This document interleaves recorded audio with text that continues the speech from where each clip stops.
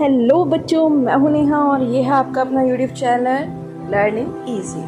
और आज हम पढ़ने वाले हैं सिविक्स का सेकंड चैप्टर का पार्ट 2 संविधान निर्माण। यहाँ पे हमने फर्स्ट पार्ट जो है कंप्लीट कर लिया है। अगर आपने वीडियो नहीं देखी है तो प्लीज़ देखिए, क्योंकि स्टार्टिंग आपको बिल्कुल समझ में आनी चाहिए, जिसमें हमने पढ़ा था कि संविधान का अर्थ क्या होता है और संविधान की हमें आवश्यकता क्या है। यहाँ पे हमने एक केस स्टडी करी थी दक्षिण अफ्रीका में स्थिति क्या थी आज़ादी से पहले और उसके बाद की स्थिति क्या हुई और कैसे उन्होंने अपने संविधान का निर्माण किया। संविधान होता क्या है? संविधान एक ऐसी बुक होती है जिसमें सारे रूल और रेगुलेशंस लिखे होते हैं, जिससे कोई भी कंट्री जो है अपने सरकार को चलाती है या फिर देश चलाती है। ठीक है, तो ये चीज़ें जो है हमने पहले पिछली क्लासेस में पढ़ ली। अब आज की वीडियो में हम पढ़ने वाले हैं कि भारतीय संविधान का निर्माण किस प्रकार से हुआ और भारतीय संविधान की क्या बुनियादी मूल्य हैं, यानी कि क्या वैल्यूज़ हैं जिनके ऊपर पूरा संविधान लिखा गया है। और इस क्लास में हम ये टॉपिक कवर करेंगे और ये चैप्टर आज आपका कंप्लीट हो जाएगा। चलिए तो फिर स्टार्ट करते हैं अपने इस चैप्टर को। तो भारतीय संविधान का निर्माण किस प्रकार से हुआ? देखो बच्चों, भारतीय संविधान का जो निर्माण है उसकी प्रक्रिया स्वतंत्रता के बाद से नहीं बल्कि स्वतंत्रता से बहुत पहले से ही स्टार्ट हो गई थी।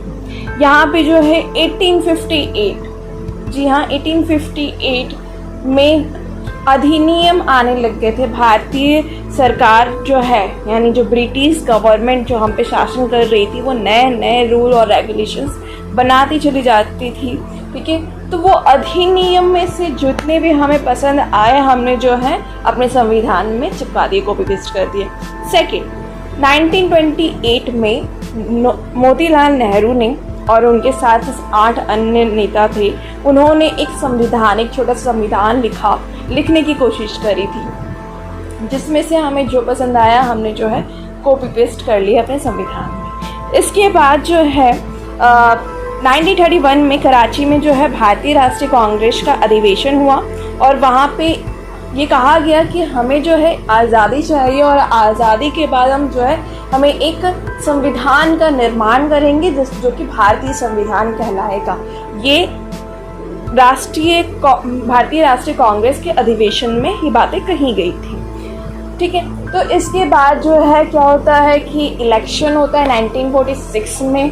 ये हम आगे पढ़ेंगे कि संविधान सभा का किस प्रकार से निर्माण हुआ, असेंबली का किस तरीके से निर्माण हुआ। तो ये एक नींव जो है पड़ चुकी थी, एक जो है बेस बन चुका था कि अब जो है संविधान चाहिए, हमारे देश को एक संविधान चाहिए जिससे कि हम शासन करें और देश के जो लोग हैं वो उन नियम और कानूनों को अपनाए, वो उनके हित में हो।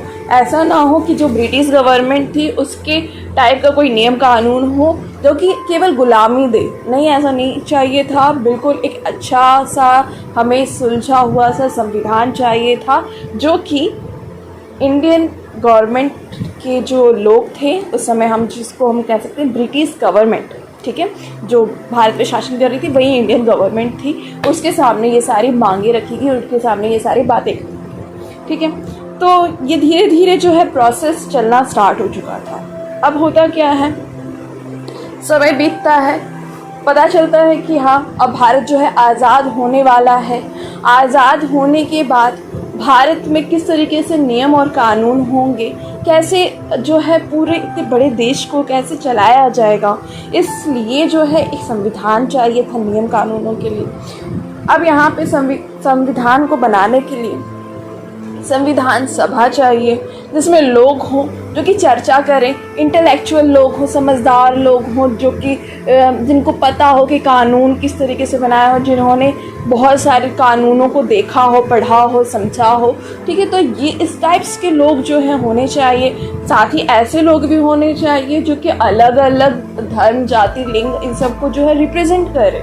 ठीक है, हर जो है एक प्रांत से, हर एक जो है स्टेट से एक प्रतिनिधित्व चाहिए था जो कि प्रतिनिधि कर सके। तो इस प्रकार की हमें संविधान सभा चाहिए थी, क्योंकि भारत जो है वो विविधताओं का देश है। यहाँ पे हर जगह जो है अलग अलग टाइप्स की जो है कल्चर हैं, पहनावे हैं, खाना पीना है, रहन सहन है, तो ये सारी चीज़ें रिप्रेजेंट होनी है। अगर आपको जो है इन सब की बातों को समझना है तो इनमें से ही लोगों को चुनना होगा। तो इस प्रकार की संविधान सभा किस प्रकार से बनाई जाए, ठीक है, ये काम जो है किया जाना था।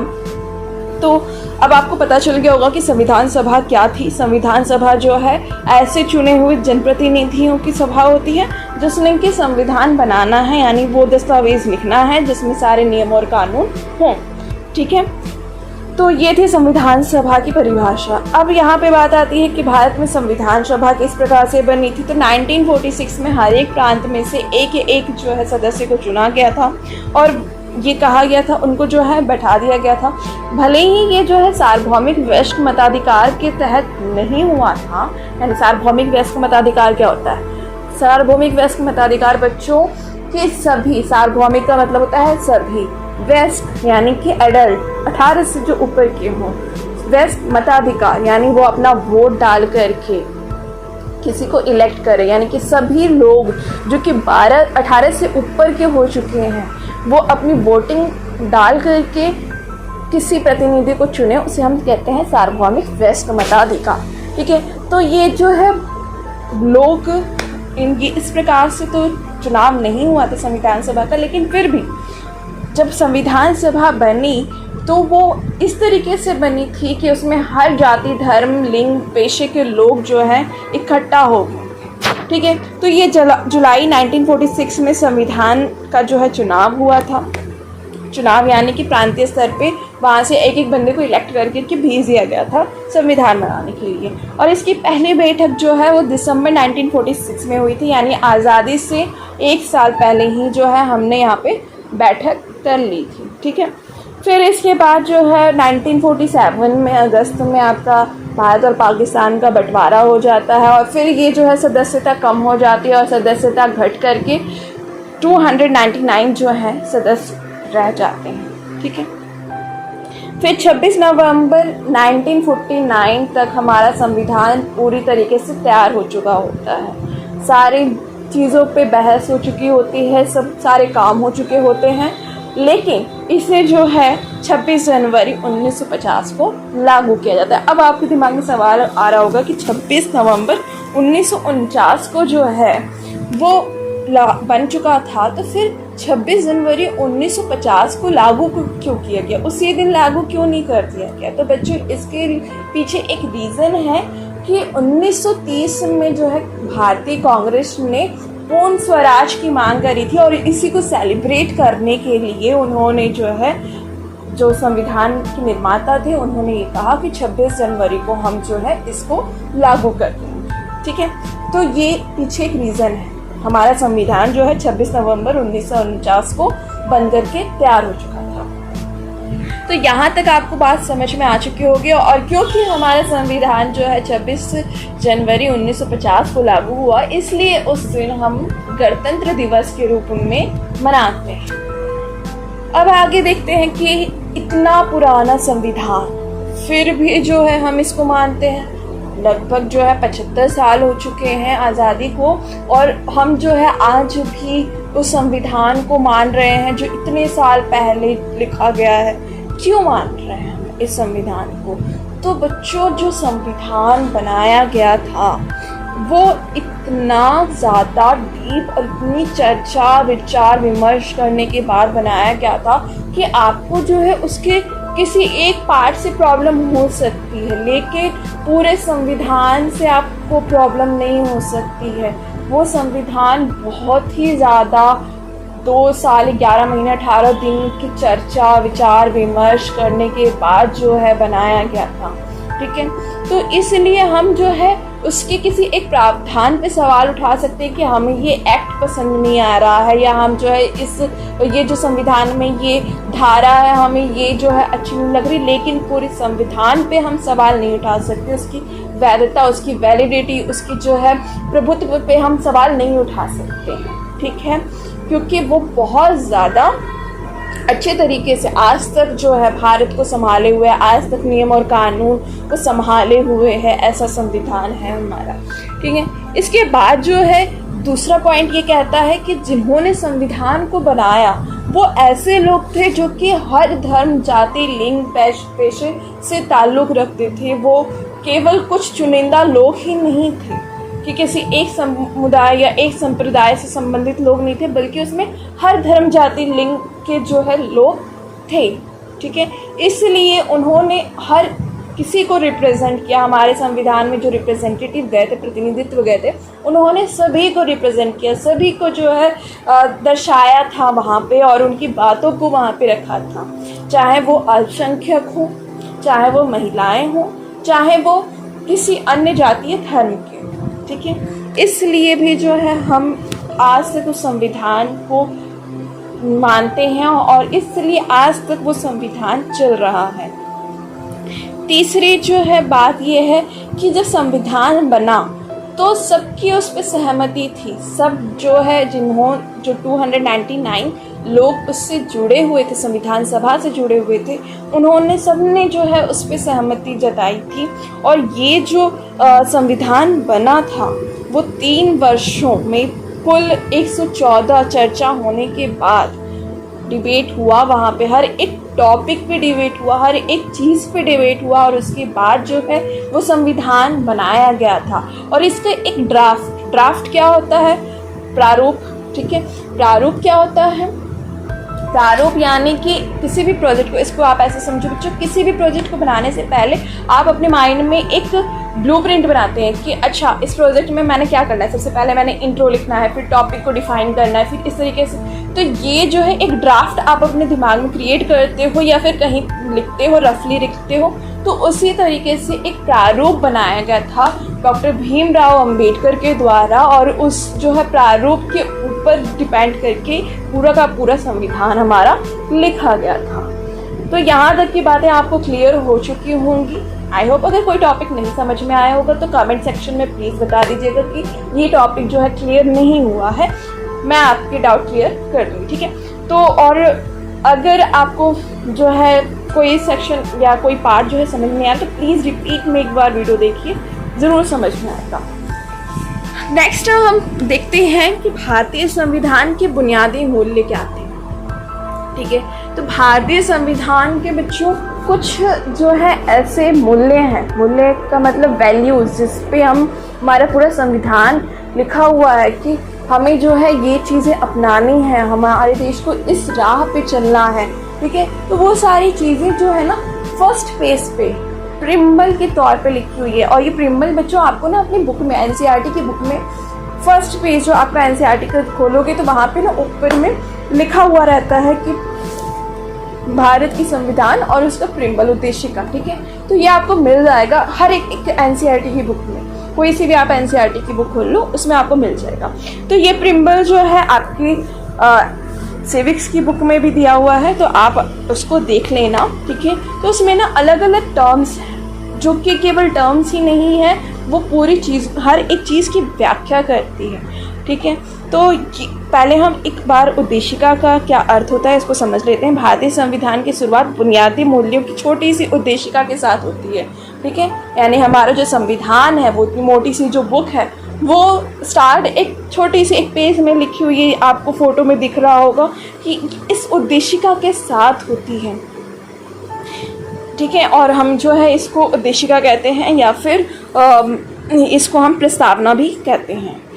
इसमें जो है इसी पे डिपेंडेंट होकर के सारी धाराएं, जितनी भी धाराएं हैं, जो अधिकार दिए गए हैं या जो भी आर्टिकल्स वगैरह संविधान में लिखे गए हैं, वो सारे की सारी इसी पे डिपेंडेंट हैं। और इसकी प्रेरणा हमें कहाँ से मिली? इसकी प्रेरणा हमें संयुक्त राज्य अमेरिका यानी यूएसए से मिली। वहाँ पे हमने देखा कि उनकी जो है संविधान में प्रस्तावना है, तो हमने जो है उससे प्रेरणा लेकर के अपने संविधान में भी एक प्रस्तावना लिखी। ठीक है, तो इस प्रस्तावना में अलग अलग टर्म्स हैं। उस टर्म को जो है आपको ध्यान से समझना होगा। यहाँ पे सबसे पहला जो टर्म है वो ये कहता है कि हम भारत के लोग भारत को, यानी कि भारत के जो संविधान के निर्माता है, ये निर्माण कर रहे हैं, वो भारत के लोग हैं। और लोग कौन से? जिन्होंने, जो वहाँ की जनता है, उन्होंने उसे चुना है। ठीक है, संविधान सभा को भारतीय लोगों ने चुन करके भेजा है। ये वो बात पर पहली ही लाइन के पहले ही शब्द से कह रहे हैं कि हम भारत के लोग, भारत को, यानी कि जिन्होंने संविधान का निर्माण किया है वो भारत के लोग हैं, भारत के प्रतिनिधित्व कर रहे हैं, ठीक है। और भारत का हर एक आम आदमी जो है वो इस पे सहमत है।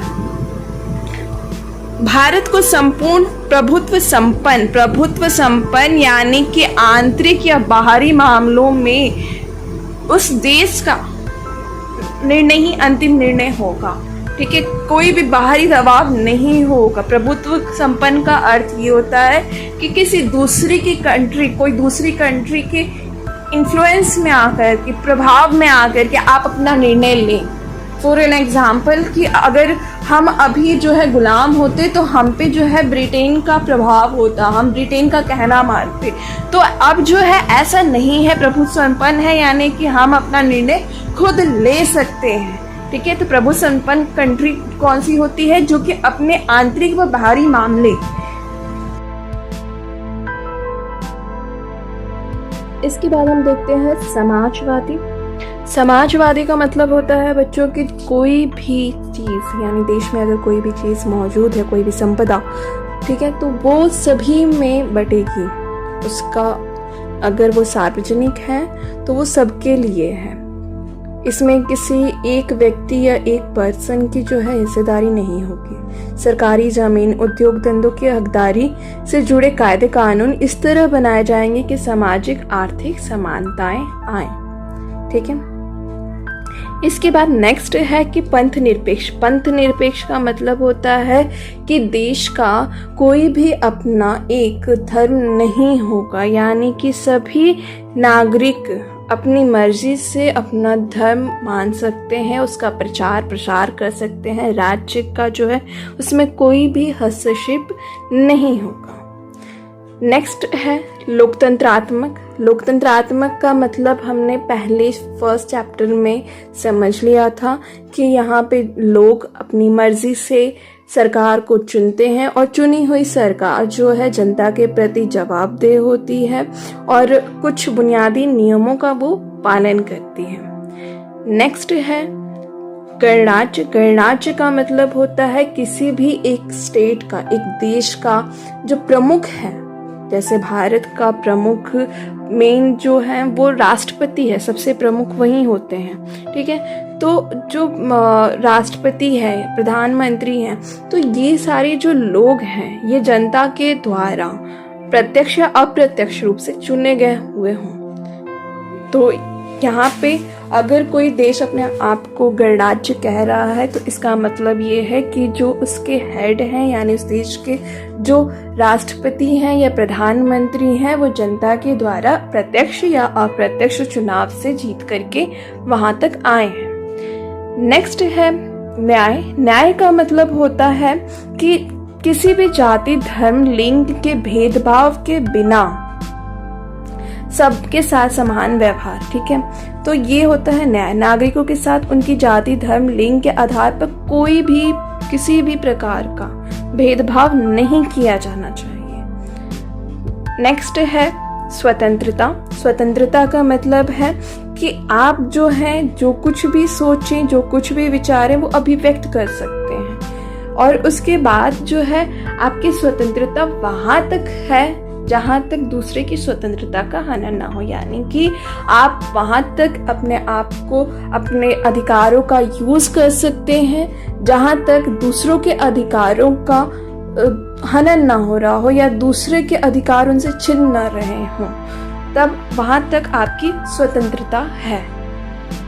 ओके, नेक्स्ट है क्षमता। क्षमता यानी कि कानून के समक्ष सभी लोग समान हैं और मतलब किसी भी प्रकार की असमानता नहीं होनी चाहिए या नहीं होगी, इस बात के आश्वासन जो है वो संविधान देता है। नेक्स्ट है बंधुत्व। बंधुत्व का मतलब होता है कि सभी लोग आपस में भाईचारे के साथ रहेंगे, सभी लोग अपने आप को या इस देश के नागरिकों को एक परिवार की तरह समझेंगे। ये जो सारे टर्म्स हैं, ये सारे जो शब्द हैं, ये सारे संविधान जो भारतीय संविधान है उसकी उद्देशिका में लिखे गए हैं। और इसका मतलब ये है कि हमारे जो हमारा संविधान के जो वैल्यूज़ हैं वो इन पे डिपेंडेंट हैं। सारे अधिकार, सारे आपके नियम, कानून, कायदे, धाराएं सब जो है इन्हीं